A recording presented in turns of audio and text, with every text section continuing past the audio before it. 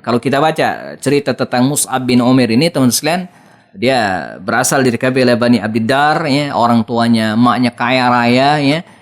Kalau keluar rumahnya itu dia sering berpakaian perlente, bagus gitu kira-kira, terkenal sekali. Dan ini menjadi inspirasi bagi anak-anak muda juga mestinya, ya, bahwa seorang muslim, seorang pemuda muslim itu bukan orang yang awut-awutan, ya, kemudian acak-acakan, enggak, ya. Seorang pemuda itu harus berpenampilan bagus, ya. Innallaha jamilun yuhibbul jamal. Allah itu indah dan suka dengan keindahan. Maka menggunakan pakaian yang indah, pakaian rapi, wangi, ya. Mus'ab itu terkenal sekali dengan parfum yang khusus. Ketika dia datang ke sebuah komunitas, orang tidak perlu mengangkat kepala melihat siapa yang datang, tapi orang sudah bisa menebak dari aroma parfumnya. Mereka sudah tahu ini adalah Mus'ab bin Umair. Nah, tokoh inilah teman-teman sekalian yang diutus oleh Rasul.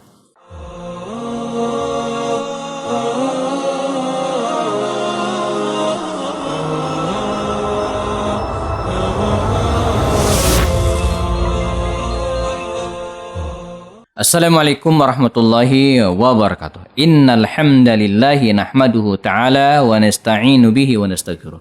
Asyhadu an la ilaha illallah, asyhadu anna Muhammadan abduhu wa rasuluh. Allahumma shalli ala hadzal nabiyil karim wa ala alihi wa sahbihi ajma'in. Teman-teman sekalian, jamaah dimanapun berada, masih bersama saya Happy Andi Bastoni dan kita masih di program belajar Sirat Nabawiyah melalui video-video pendek. Kita akan bahas, ya, persiapan hijrah Rasulullah sallallahu alaihi wasallam ke Madinah Al-Munawwarah. Ini menarik karena tahapan hijrah baginda Rasul ke Madinah ini dilakukan dengan cara yang sangat strategis, dilakukan dengan menggunakan manajemen demikian kira-kira yang sangat luar biasa, ya, persiapan yang sangat matang. Di antara adalah persiapan personal. Ya, persiapan personal, SDM. Belajar dari hijrah Rasulullah ke Taif yang gagal karena memang personalnya belum disiapkan, ya, baik personal yang berangkat hanya Rasulullah SAW dan Zaid bin Haritha ataupun personalnya akan menerima mereka hijrah. Belajar dari peristiwa ini, ya, maka Nabi melakukan langkah-langkah yang sangat-sangat bagus. Pertama, beliau mempersiapkan personal. Personal yang akan berangkat. Jadi Nabi nggak berangkat lebih dulu, enggak. Nabi itu terakhir berangkat hijrah ke Madinah. Yang kedua, ya, mempersiapkan personalnya akan menyambut mereka di Madinah. Dan ini penting.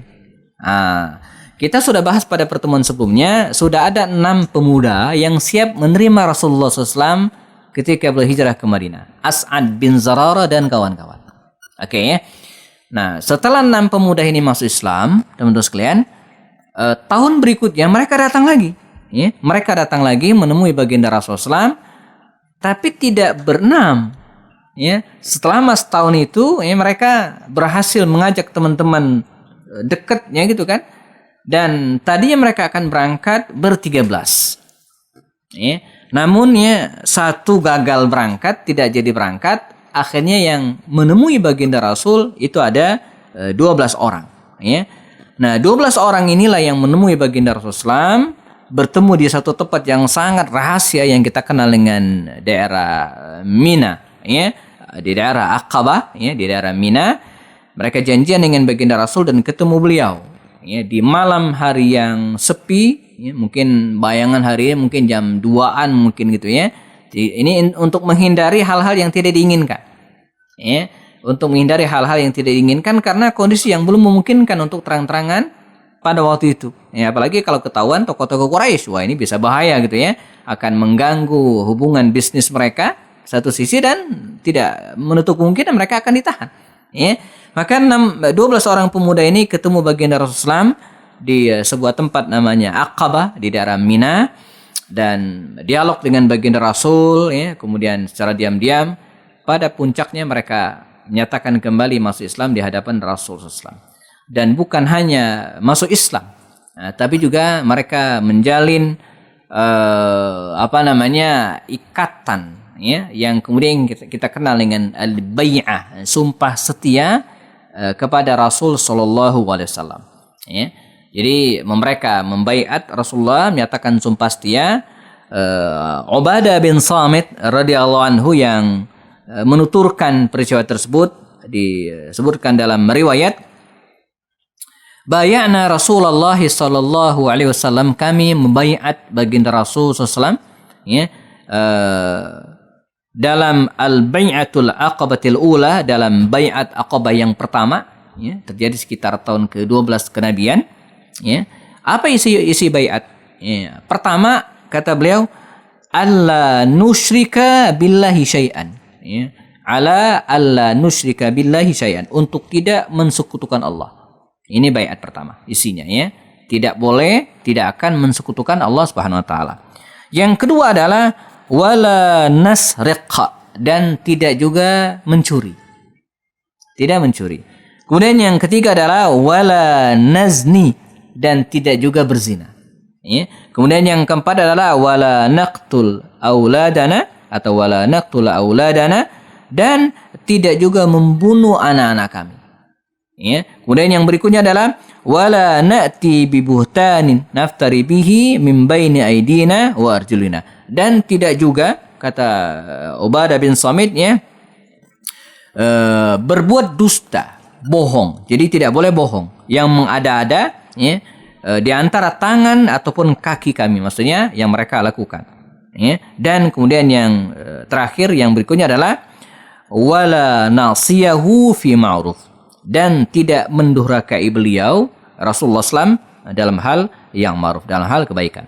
Nah, ini janji mereka kepada Rasulullah SAW, ya, untuk tidak mensekutukan Allah, tidak berzina, tidak mencuri, tidak dusta, dan tetap setia kepada Rasulullah SAW. Nah, para ulama menyebutkan baiat ini disebut dengan baitul aqabatil ula, ya, pada malam hari, dan hanya 12 orang, tidak ada wanita, ya, tidak diikuti oleh wanita, dan klausul-klausul dalam baiat tersebut, teman-teman sekalian, hanya berkutat masalah personal, artinya untuk diri mereka sendiri, ya. Jadi belum ada klausul untuk pembelaan terhadap Rasul SAW. Ini ya, poinnya, ya.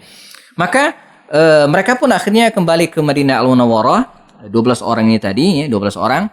Dan strategi Rasulullah berikutnya, mereka bukan hanya dibiarkan pulang sendirian atau pulang 12. Nabi menyertakan bersama mereka itu seorang tokoh muda yang belakangan kita kenal sebagai duta pertama dalam Islam, dikirim oleh Rasul. Nah, siapakah dia? Ya, dialah Mus'ab bin Umair. Ya, seorang tokoh muda yang ahli dalam negosiasi, dalam dialog, memiliki kesabaran yang luar biasa, ya, berpenampilan keren, ya. Bahkan kalau kita baca cerita tentang Mus'ab bin Umair ini, teman sekalian, dia berasal dari kabilah Bani Abdiddar, ya, orang tuanya, emaknya kaya raya, ya. Kalau keluar rumahnya itu dia sering berpakaian perlente bagus gitu, kira-kira terkenal sekali. Dan ini menjadi inspirasi bagi anak-anak muda juga mestinya, ya, bahwa seorang muslim, seorang pemuda muslim itu bukan orang yang awut-awutan, ya, kemudian acak-acakan, enggak, ya. Seorang pemuda itu harus berpenampilan bagus, ya. Innallaha jamilun yuhibbul jamal. Allah itu indah dan suka dengan keindahan. Maka menggunakan pakaian yang indah, pakaian rapi, wangi, ya. Mus'ab itu terkenal sekali dengan parfum yang khusus.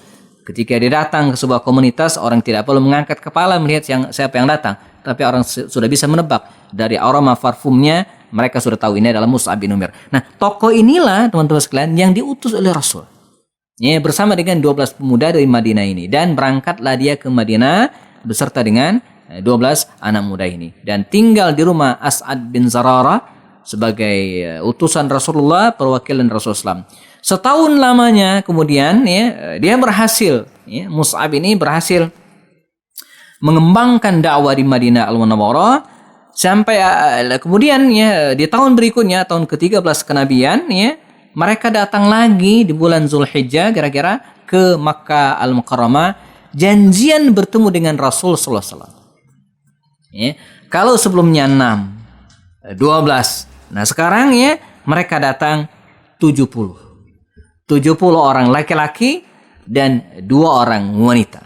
Dicatat dalam sejarah, kedua wanita itu adalah, ya, Nusaybah binti Ka'ab, ya, seorang yang sangat pemberani, ikut perang bersama Rasul kemudian dalam perang Uhud dan seterusnya, ya, Nusaybah binti Ka'ab. Kemudian yang kedua adalah Asma binti Amr, ya, Nah, ke-72 orang ini, 70 laki-laki dan 2 orang wanita ini ya, kembali bertemu baginda Rasul di Aqabah di tempat yang sama pada malam hari secara diam-diam, dan mereka menyatakan diri masuk Islam. Ya, bukan hanya masuk Islam, mereka juga menyatakan dirinya membaiat bersumpah setia kepada Rasul sallallahu alaihi wasallam. Namun ada perbedaan. Kalaulah ya pada baiatul Aqabah, baiat yang pertama, yang konten baiatnya hanya berkenaan dengan personal mereka gitu kan, tidak mencuri, tidak berzina, tidak mensekutukan Allah, tidak berbuat maksiat dan tidak dusta. Tapi baiat yang kedua ini tidak. Ya. Sehingga ada apa namanya poin yang mengikat untuk membela Rasulullah sallallahu alaihi wasallam. Ya. Dikisahkan oleh Jabir bin Abdullah ya, ketika para sahabat bertemu dengan baginda Rasulullah SAW dan kemudian bertanya kepada Rasulullah SAW, ya Rasulullah, kata mereka, wahai Rasulullah ya, alama nubayyuka, dengan apa kami membaiatmu, maka kata Rasulullah SAW, ya, tubayyuni, hendaklah kalian membaiatku, kata Rasulullah SAW, pertama, ala sam'i wa ta'a fin nasyati wal kasal. Ini penting ya.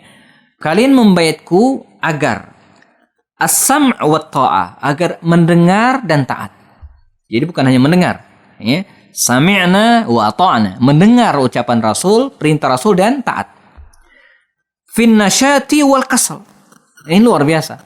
Baik dalam keadaan nasyat, artinya semangat ya, serius, au fil kasal, atau dalam keadaan enggak suka, malas.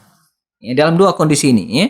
Kemudian yang kedua, wan nafaqati fil usri wal yusr, dan berinfak baik dalam keadaan al usr, sulit gitu kan, wal yusr, atau dalam keadaan berkelapangan. Ya. Jadi kita biasanya kalau infak itu dalam keadaan berkelapangan saja, tidak. Justru ya, di masa sulit kita juga dianjurkan berinfak, apalagi sekarang di masa pandemi di mana hampir semua orang mengalami guncangan-guncangan ekonomi ya, justru kita dianjurkan untuk banyak-banyak berinfak fil usri wal yusr.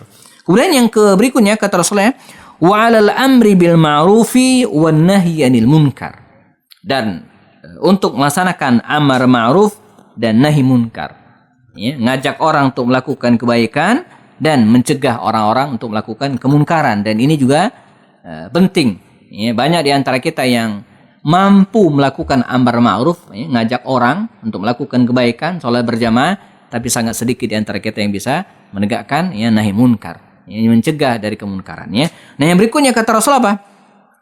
Wa an taqulu fillahi la takhafuna laumata laim ya, dan hendaklah kalian membela agama Allah Subhanahu wa taala ya, la takhafu, tidak takut ya, laumata laim, celaan orang-orang. Jadi ini judulnya apa? Berani ya. Berani menyatakan diri ana muslim, saya muslim. Berani menyatakan diri bahwa ya, kita alal haq, berada dalam kebenaran. Jadi sudah beda ya, beda misinya ya.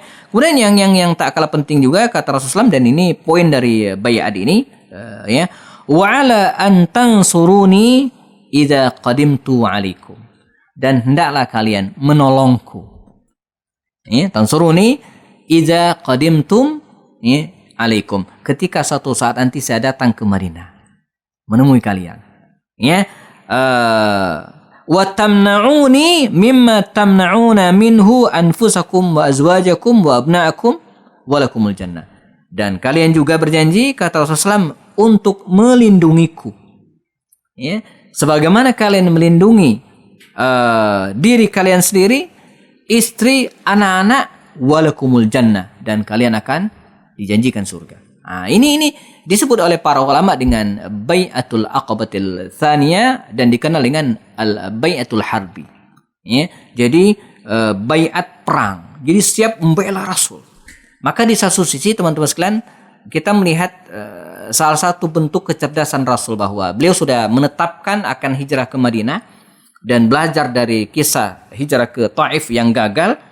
Ini tidak ya, Nabi menyiapkan SDM yang akan berangkat, para sahabatnya Dan di satu sisi juga beliau juga menyiapkan personalnya akan menerima beliau ketika hijrah ke Madinah. Maka nanti kita akan lihat ketika beliau tiba di Madinah, ya tidak seperti ke Taif, beliau diterima dengan sangat gembira oleh para sahabat pada waktu itu. Bahkan nasyid yang suka kita dendangkan hari ini, ada yang mengatakan walaupun pihilaf ada yang berbeda pendapatnya, yang bunyinya Tala'al Badru Alaina itu dikabarkan ini adalah syair-syair yang dibacakan oleh orang-orang Ansor ketika menerima Rasul hijrah ke Madinah Al-Munawwarah. Walaupun ada yang mengatakan bahwa syair ini dibacakan pada momentum yang lainnya. Nah, bagaimana proses hijrahnya Rasulullah dan para sahabat menuju ke Madinah ini kita akan bahas pada video berikutnya insyaallah. Bersama saya Happy Andi Bastani. Assalamualaikum warahmatullahi wabarakatuh.